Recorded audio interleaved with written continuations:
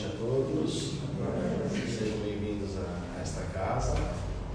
Antes de darmos início à reflexão do Evangelho, só vou passar um recado, que eu acredito que todos já devem estar cientes, que nós encerraremos sexta-feira agora as atividades na casa e teremos um recesso e retornaremos em janeiro, no dia 18.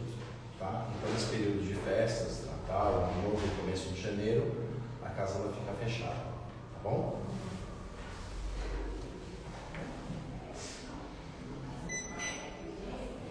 Vamos então nesse momento acalmar os nossos pensamentos, aquietar os nossos corações, buscar nos desligar das coisas materiais, do nosso cotidiano, entrando em sintonia com Deus, nosso Pai maior, Jesus, o nosso Mestre querido, sentindo a presença também dos nossos amigos espirituais, nossos benfeitores que sempre nos acompanham, que estão presentes também nesta casa, e juntos unidos num só pensamento, num só propósito, vamos agradecer a oportunidade de estarmos aqui, podendo refletir sobre o Evangelho de Jesus na noite de hoje. E assim, como forma de agradecimento, louvamos a Deus a prece que Jesus nos deixou dizendo: Pai nosso que estais no céu, santificado seja o vosso nome, venha a nós o vosso reino, seja feita a vossa vontade, assim na terra como nos céus. O pão nosso de cada dia dai-nos hoje, perdoa as nossas dívidas, na medida que aprendemos a perdoar os nossos devedores. Não nos deixeis cair em tentações da vida, e livra-nos de todo mal, que assim seja, graças a Deus e graças a Jesus.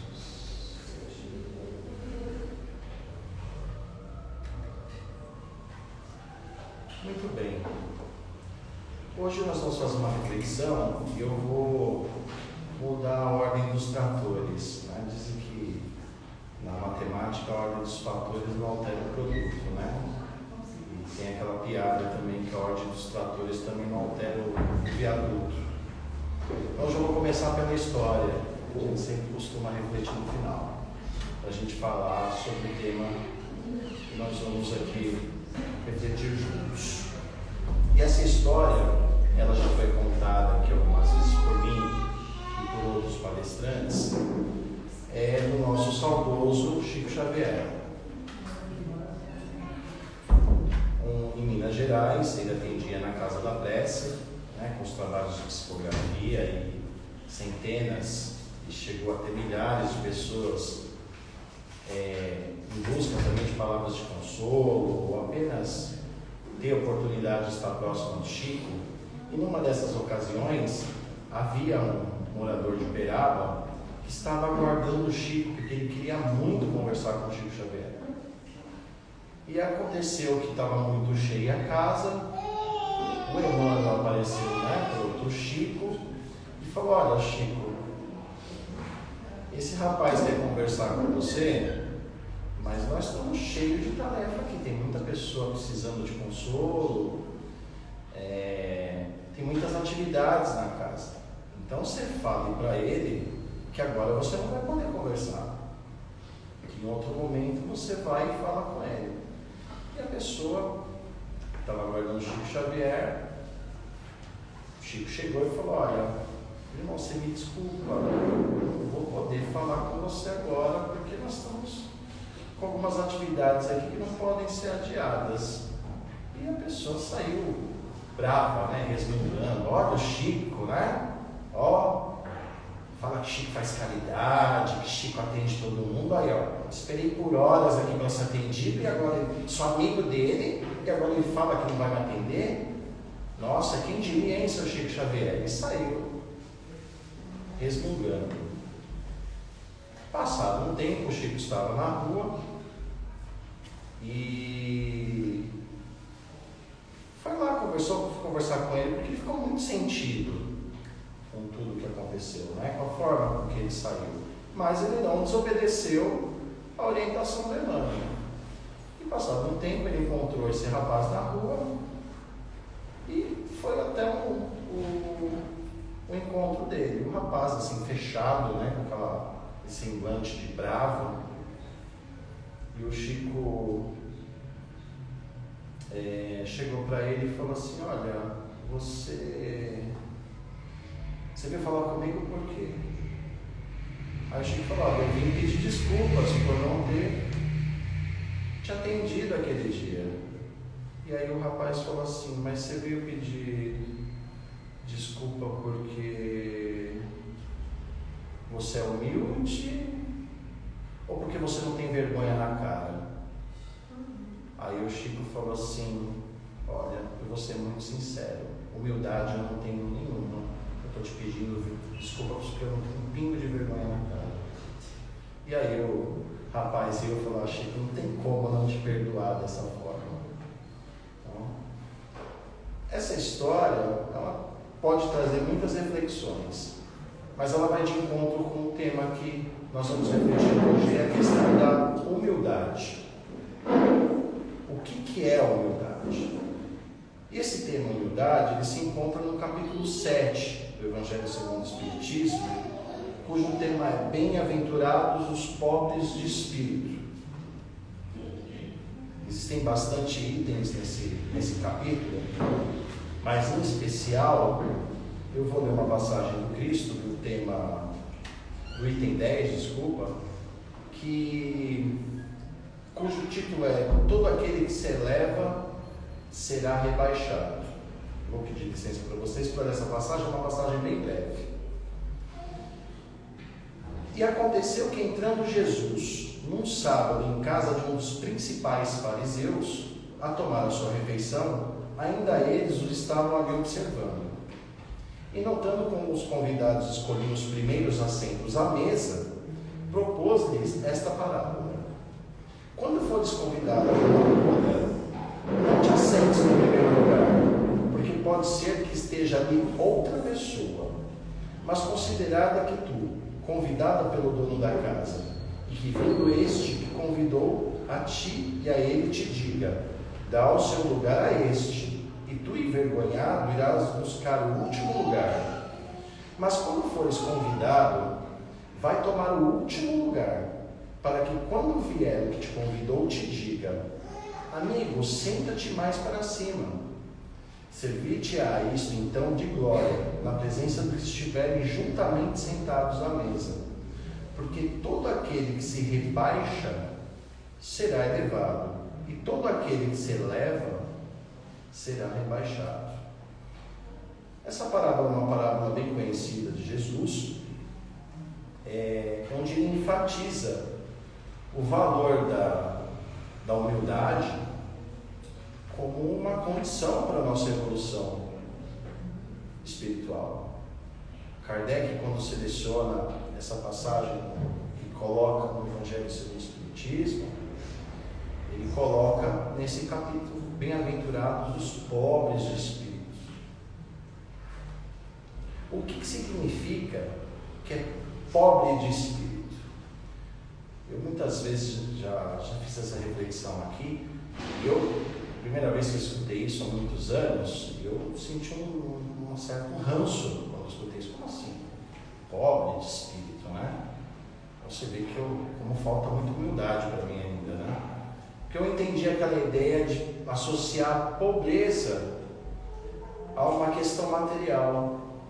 E nós temos esse hábito errôneo de achar que tudo que é pobreza material esteja condicionado a uma questão de sentimento de humildade. E o Kardec e o próprio Jesus, em várias outras passagens, nos deixa isso muito claro, que a pobreza material nada tem a ver com a condição de humildade. O que é pobreza material? Pobreza material é uma condição que nós espíritos enfrentamos na matéria, na nossa existência. Ser rico ou ser pobre materialmente nada mais é que uma prova, ou seja, uma escolha de nós espíritos, ou uma expiação. O que é uma expiação? Não é uma escolha, você vai ser e pronto. A diferença de prova e expiação é essa. A prova, você está em condições de escolher aquela jornada que vai te auxiliar no seu progresso espiritual. A expiação, como é a condição da maioria de nós não temos condição para escolher. Espíritos mais evoluídos que nós, os nossos benfeitores amigos que sempre nos acompanham, como inicia a prece, eles escolhem por nós, porque eles estão mais evoluídos que a gente. Então, ser rico e ser pobre é uma condição do espírito na matéria. A humildade não. A humildade é uma virtude. A humildade é uma conquista do espírito. Sendo ele rico materialmente, sendo ele pobre. Isso é fato. Eu não preciso filosofar muito para explicar isso. É só nós observarmos quantas pessoas afortunadas financeiramente possuem às vezes muito mais humildade na sua conduta do que muitas pessoas que muitas vezes não são tão afortunadas materialmente, mas que apresentam certas soberbas, são extremamente orgulhosas na sua postura, nas suas ações. Isso mostra que a classe social de alguém não identifica uma virtude de alguém. Ser pobre não significa ser humilde. Ser rico não significa ser arrogante. A humildade é um valor do espírito. Ele pode ser rico financeiramente ou não. Além do mais, a humildade não é apenas uma qualidade. Ela não se mostra apenas por uma conquista. A humildade ela é uma ação prática. Não adianta eu chegar aqui e falar, não, eu sou humilde já. Tá. O que você faz então? Lembra daquelas outras passagens de Jesus? A cada qual segundo as suas obras? Conheça-se a árvore pelo fruto. A humildade, ela é praticada. Você conhece uma pessoa humilde não é porque ela fala, mas sim pelo que ela faz.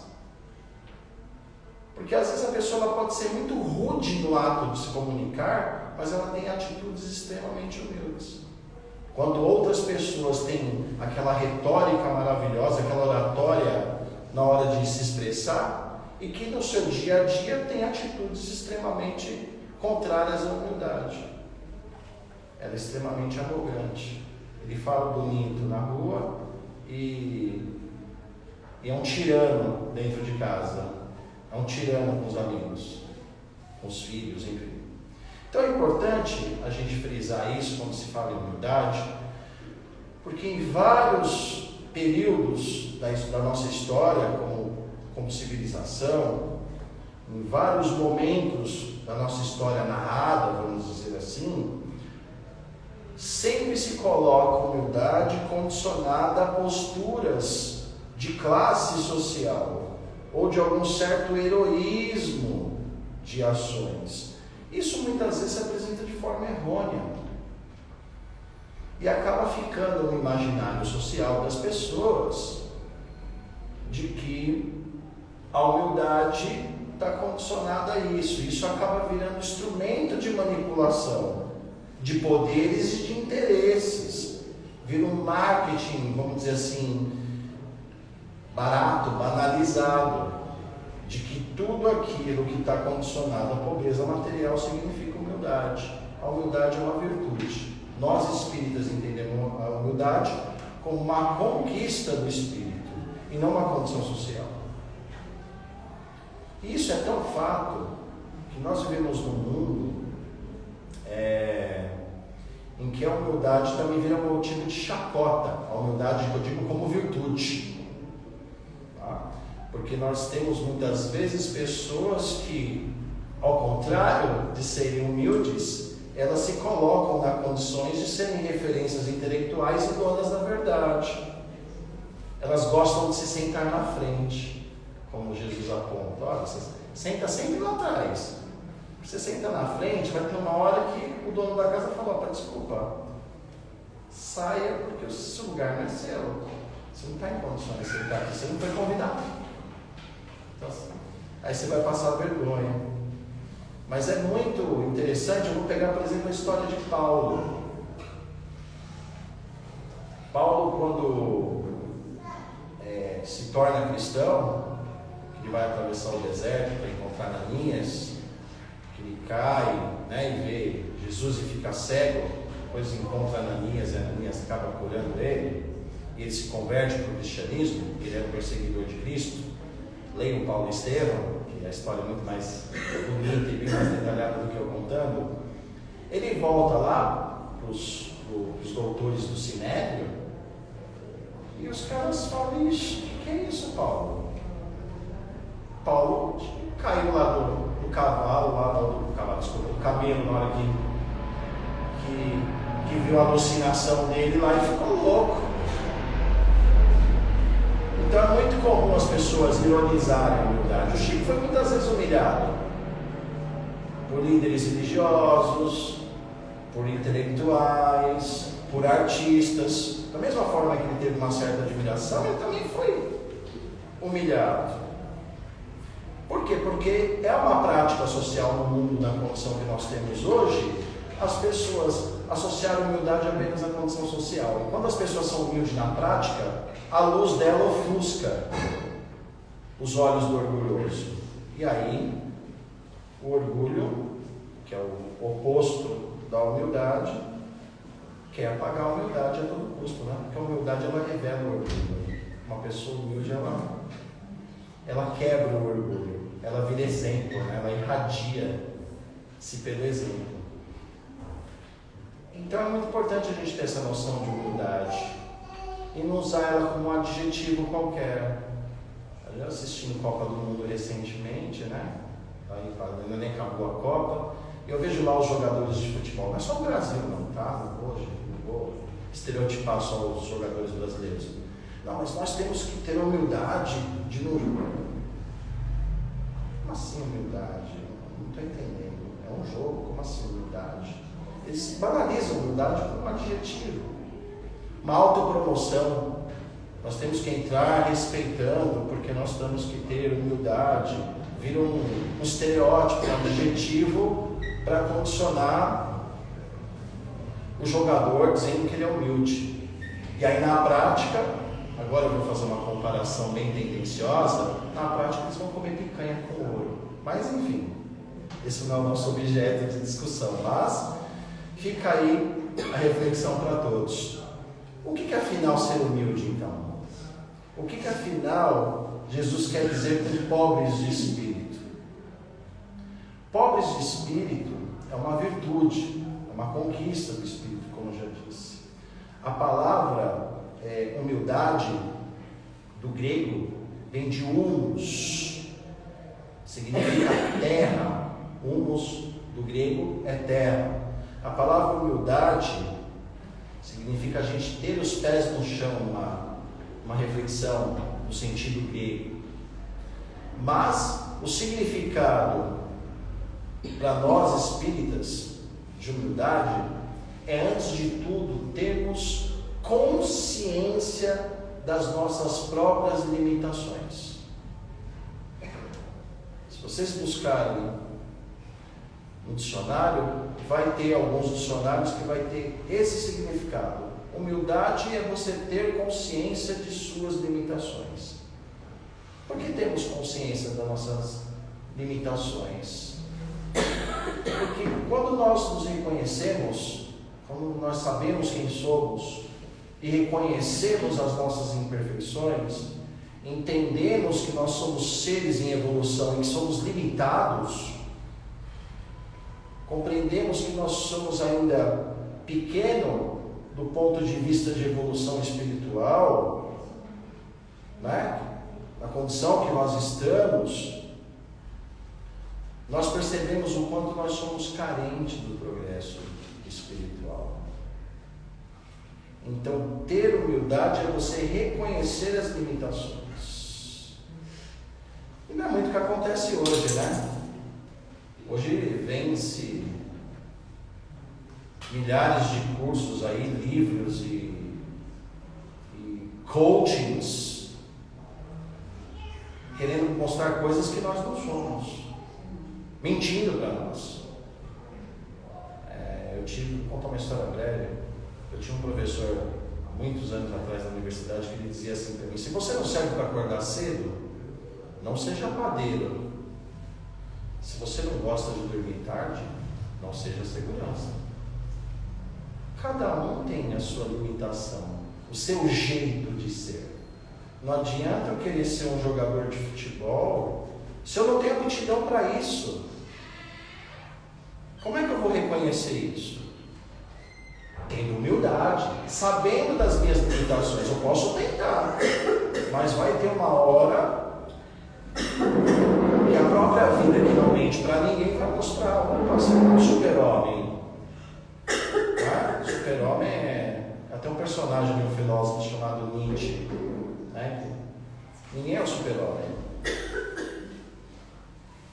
Então, Jesus nos aconselha a se preocupar com a questão da humildade, entendê-la como uma virtude, a nos colocarmos nos últimos lugares da festa.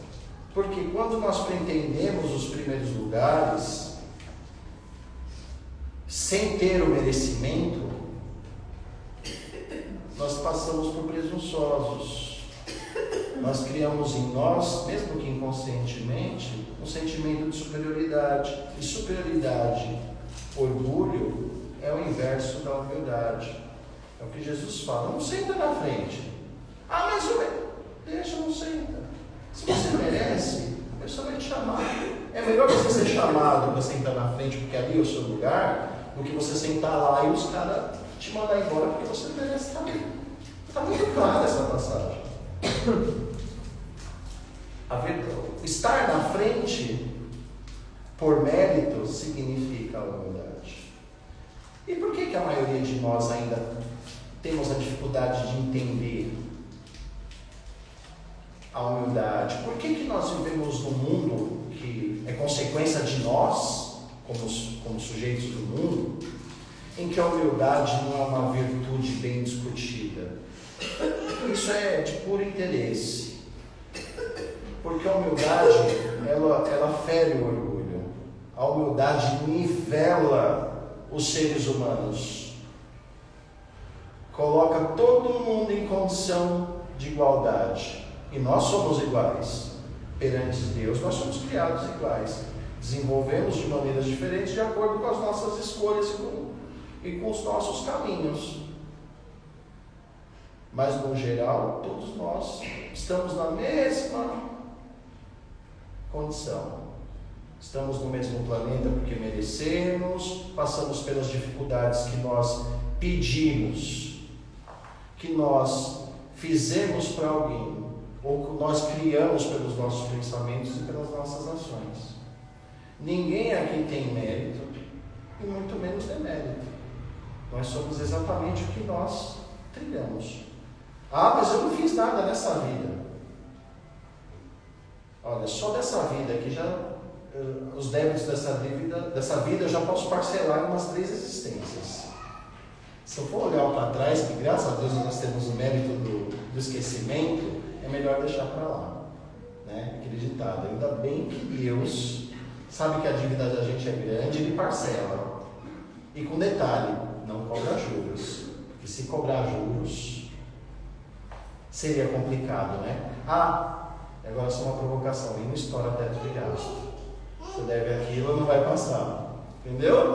E nós vamos poder pagar mais do que a gente pode. Né? A humildade, ele reconhece as nossas limitações. Ele não vai dar o fardo maior do que a gente não pode carregar. E a humildade, ela incomoda o orgulho por causa disso. Porque ela faz lembrar para nós seres humanos que nós somos seres criados por Deus, que não existe 2 espécies de homens. Todos nós somos iguais. Mas aquela pessoa é rica, aquela pessoa é famosa, aquela pessoa é... E daí? Nós somos todos iguais. Quem criou a ideia de homem superior, ser humano encarnado, tá? Isso que eu quero dizer. Ser humano inferior, fomos nós mesmos. Com o nosso egoísmo, com o nosso orgulho, com o nosso medo, ou com o nosso comodismo. E como eu já disse, o orgulho é o oposto da humildade. Nosso planeta é um planeta de provas e expiações, onde o mal prevalece sobre o bem. E esse mal é norteado pelo orgulho. Nós, de forma geral, somos bombardeados pelos pensamentos orgulhosos o tempo todo. E fica no nosso inconsciente, a gente aceita essas ideias e muitas vezes reproduz. Porque nós carregamos o orgulho ainda como uma fraqueza moral dentro de nós. Desde os primórdios da humanidade, o ser humano traz consigo o orgulho como uma condição. Se você pegar em todas as civilizações, em toda a história das civilizações, sempre a gente vai valorizar o herói, os ricos, e a gente só valoriza, falando em classe social, como eu já disse, não tem nada a ver com humildade, mas só para você ter uma ideia, a gente só valoriza, por exemplo, a classe social inferior quando ele se destaca por algum valor, e geralmente não é moral, porque geralmente as pessoas que se destacam por valores morais são meio que apagadas da história. Nós temos inúmeros exemplos aí de heróis, né? Tiranos que acabam virando heróis, nomes de avenida, são tratados como deuses aqui na Terra, né? Ou muitas vezes eles se colocam como deuses aqui na Terra. Mas raramente nós vamos fazer uma lista de pessoas humildes nas suas práticas aparecendo na história, porque geralmente a história ela nega, ela ignora, ela reprime as pessoas. Tem aquele ditado: o mal ataca quem está no bem. O mal ataca quem está no bem. Isso é uma questão de lógica. Como eu já disse, a humildade incomoda muito os orgulhosos, porque ameaça o poder dos orgulhosos, ou melhor, o falso poder. Que poder nenhum de nós temos. Todos nós somos limitados. Se alguém se acha melhor do que o outro, você pode ter uma aptidão para uma coisa, o outro tem aptidão para outra, mas no geral, ninguém é melhor do que ninguém. Nossa sociedade é inspirada o tempo todo para formar pessoas orgulhosas. E na prática, graças a Deus, isso não funciona, né? Porque a vida real, como eu já disse, não mente. Por mais que a TV estimule, por exemplo, vaidade, comportamentos, etc., a vida real vai lá e mostra que não é nada disso, né? A gente tem que trabalhar, porque ninguém é ator de novela aqui que passa o dia falando mal dos outros e não trabalha. E várias estruturas da sociedade pregam o orgulho ao contrário da humildade, né? A própria escola, isso eu posso falar com alguns anos de experiência. A escola é um lugar onde coloca a competição, onde coloca o ensino mecanizado. Você precisa, porque você precisa. Tem um lugar mais mentiroso que a escola, em alguns aspectos. Não estou falando mal da instituição, porque a escola é o único lugar que a gente tem para aprender, inclusive. Mas ele é atacado o tempo todo também por um comportamento nada humilde.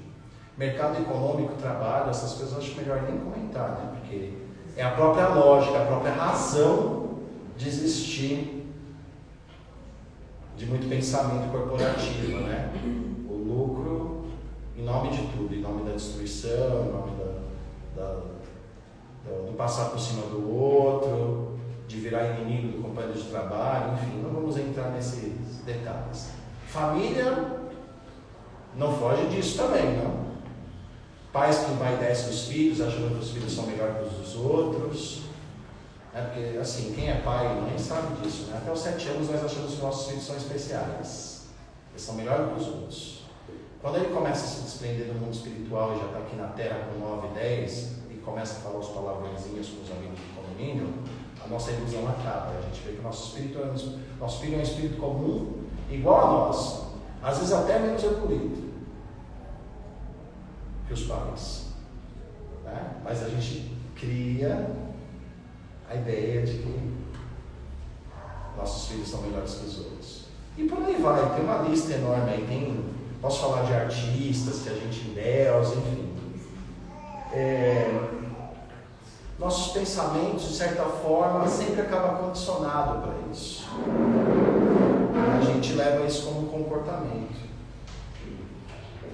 Por isso que Jesus nos diz: bem-aventurados são os pobres de espírito. Pobreza, nesse caso, significa são os humildes de espírito. Porque é deles o reino dos céus. O que é o reino dos céus? É um lugar cheio de harpa, de anjo? Não. O reino dos céus é, antes de mais nada, um estado de espírito. É uma condição espiritual, de felicidade plena, de paz, de alegria espiritual, que todos nós podemos ter na condição de encarnados e de desencarnados. Opa, peraí, mamãe, você está falando alguma coisa errada. É isso que eu estou ouvindo? De encarnados e desencarnados? Sim. Nós não somos perfeitos. Mas não é porque não somos perfeitos que nós não podemos ter um grau de felicidade na condição que nós estamos. Nós não somos totalmente humildes. Mas não é por causa disso que nós não podemos ter ações buscando aprender a ser humildes, fazendo a gente reconhecer as nossas limitações, que não possa tornar a gente feliz. Isso tanto na Terra quanto fora dela. Deus seria muito injusto se eu viesse na Terra só para sofrer. A gente pode ter condições de ter o reino de Deus em nós, mas ele está em nós de acordo com as nossas escolhas, com os nossos pensamentos. Não dizendo que nós somos perfeitos e não comprando felicidade a preço de bagatela, mas praticando boas ações, reconhecendo nossas limitações, para que nós possamos ter a felicidade que nós merecemos, de acordo com a nossa condição. Quando a gente reconhece essas limitações, quando a gente começa a aprender, quando a gente começa a entender as nossas fraquezas morais, as nossas fraquezas de espírito, automaticamente a gente tem um ponto, um norte para buscar aprender a lutar por aquilo que falta. Lógico, dependendo da vontade de cada um. E o orgulho começa a deixar de embaçar a nossa visão. Quanto mais você busca ações que façam você criar comportamentos humildes, mais você começa a perceber o orgulho que está dentro de você, mais você começa a compreender as suas carências, e aí você cria possibilidades de progresso. Você não vai sair elevado, ninguém vai desencarnar e falar assim: nossa, que legal, eu atingi um plano espiritual superior. Nada disso. Mas você começa a entender você, e as suas ações mudam. E a própria vida ensina isso, né? Hoje eu li uma frase, acho que estou passando um pouquinho do tempo, mas enfim, é o último dia. Hoje eu li uma frase que estava assim: uma pessoa de 50 anos que age como uma pessoa de 20, ela está perdendo 30 anos da vida dela. Eu achei muito interessante, porque é mais ou menos essa lógica, né? Quanto mais nós agimos beneficiando certos comportamentos que não nos fazem bem, mais a gente está livrando os bons comportamentos de nós. Isso só vai te fazer mal. Agora, aquele pouquinho que você faz para o bem, aos poucos, não vai te tornar nenhum santo, mas você vai afastando o mal de você. No livro dos Espíritos é muito claro. Como é que eu afasto, por exemplo, os maus espíritos de próximo de nós? A pergunta é mais ou menos assim: como afastamos os maus espíritos? Atraindo os bons. A resposta dos espíritos: como? Pelo pensamento, pelas boas ações. Então toda virtude espiritual, inclusive a humildade, a gente só vai conquistá-la na prática, não como jogador de futebol. Não, nós temos que ter humildade e depois comer a picanha com o olho, entendeu? Eu estou usando como símbolo, tá? Não estou criticando nenhum jogador, nem até porque eu não preciso. É fato isso. Eu só estou narrando o fato. Mas está muito claro, né? Cada qual segundo suas obras. E voltando para o tema, a vida nada mais é que isso. Nossa vida nada mais é do que aquilo que nós oferecemos para ela.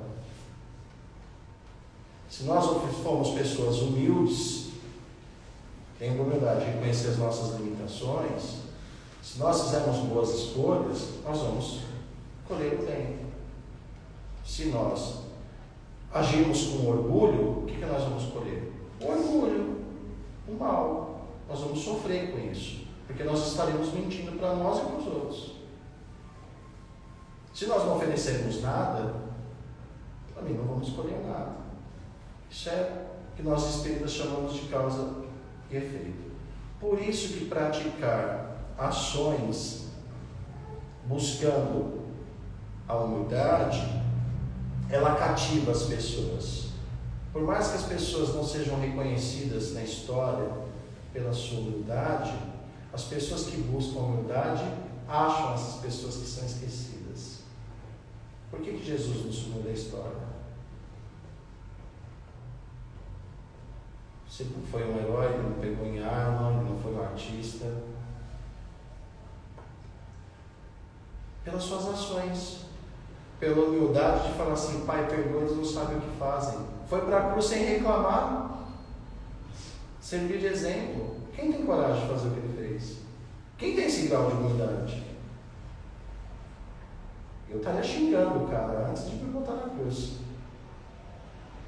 Eu não conseguiria. Eu estaria xingando, me tacando pedra, toma de volta. Não teria essa docilidade. Porque isso está no espírito dele. Eu ainda não cansei disso. Por que Madre Teresa de Calcutá é lembrada? Estou falando para nós que estamos refletindo sobre uma passagem de Cristo, né? Pessoas que buscam compreender, pessoas humildes, né? Não é reconhecida por toda a história. O Messi Kevin é mais famoso no Brasil que a Madre Teresa de Calcutá, é só fazer pesquisa. Mas se você buscar exemplos de humildade, você vai achar pessoas que pelas suas ações não aparecem muito, mas que as suas ações foram todas voltadas à humildade. Enfim, como o nosso tempo está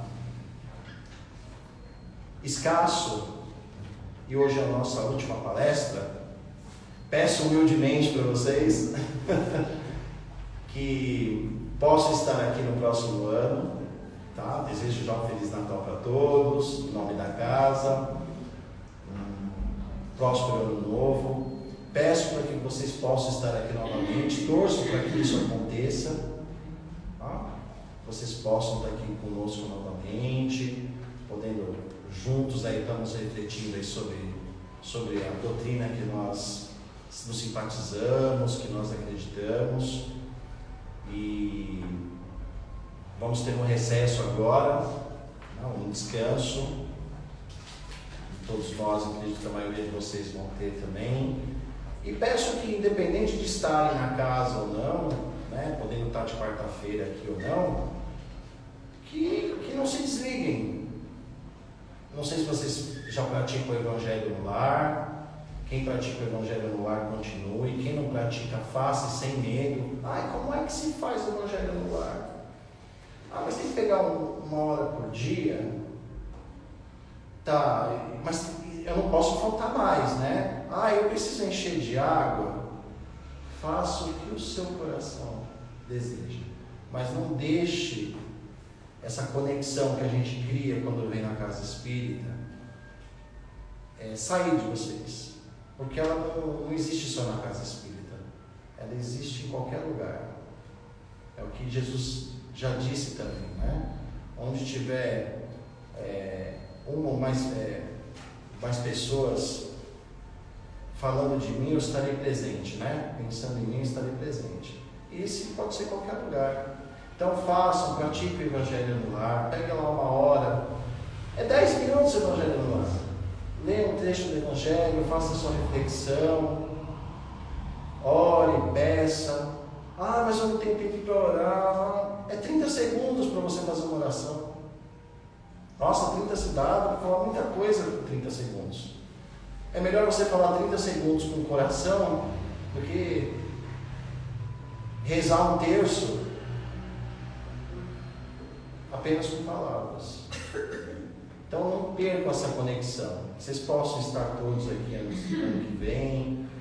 A casa estará sempre aberta, né? Com os passos, com os tratamentos, com o que a gente chama de escola, às segundas-feiras, para quem tiver interesse. É muito bom, eu costumo dizer que é uma terapia de grupo muito boa, que não existe professor. Nosso professor é Jesus Cristo. Aqui nós só juntamos a segunda-feira para que todos nós possam aprender. Quem está aqui já de segunda já conheceu. Quem não está e quiser ter oportunidade, eu falo que é 1h30 da semana que não tem preço. É doloroso estar aqui, trabalho, cansaço, mas olha, vale muito a pena. É uma forma da gente buscar aprender um pouco mais, tá? E que vocês possam ter boas festas a todos e aguardo todos ano que vem aí. Que Deus abençoe a todos.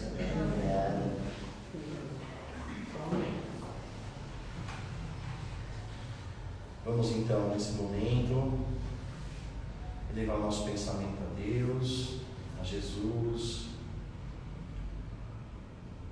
aos nossos amigos espirituais, unidos num só propósito, num só pensamento de paz.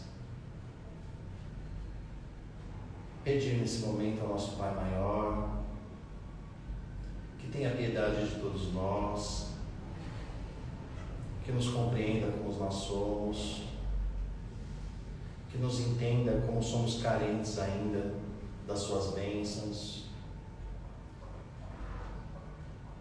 E pedimos a Deus nosso Pai Maior que possa, por meio dos nossos amigos espirituais, nos enviar bálsamos de paz, de calma, energias que possam nos trazer equilíbrio físico e espiritual. Que essas energias vindas do alto também possam ser, não só por nós aproveitadas, mas também possam se espalhar em pensamento para todos os nossos lares, a todos os nossos locais de trabalho, a todos os nossos familiares, amigos, mesmo aquelas pessoas que ainda não aprendemos a compreender. Que ela se espalhe, que ela se multiplique em pensamento, com muito amor também seja distribuída às pessoas que estão nos hospitais, às pessoas que estão passando por dificuldades nas ruas, nas penitenciárias. Que cada pessoa possa receber esse pouco de luz que nós temos dentro de nós, mas carregada com a luz do nosso Pai Maior, que elas recebam de acordo com o seu merecimento, de acordo com a sua necessidade. E agora, nesse momento, voltamos todos nós em pensamento nesta casa, agradecendo ao Pai pela oportunidade de estarmos aqui, agradecendo ao Pai por esta casa estar mais um ano aberta, pedindo ao Pai que ela possa nos acolher no próximo ano, que ela possa ser o farol que nos guie, que ela possa ser o espaço de paz, onde recebemos consolo, que ela possa ser o ouvido que receba as nossas lamentações, as nossas dúvidas, que ela possa ser um lugar onde possamos refletir sobre nós mesmos e ter a presença dos Espíritos amigos que estão conosco. E assim, agradecidos, pedimos licença a essa equipe espiritual, agradecendo por mais esta noite, por mais esse Evangelho, louvando a Deus a prece que Jesus nos deixou. Pai nosso que estais no céu, santificado seja o vosso nome, venha a nós o vosso reino, seja feita a vossa vontade, assim na terra como nos céus. O pão nosso de cada dia dai-nos hoje, perdoa as nossas dívidas, na medida que aprendemos a perdoar os nossos devedores. Não nos deixeis cair em tentação, livra-nos de todo mal. Que assim seja, graças a Deus e graças a Jesus.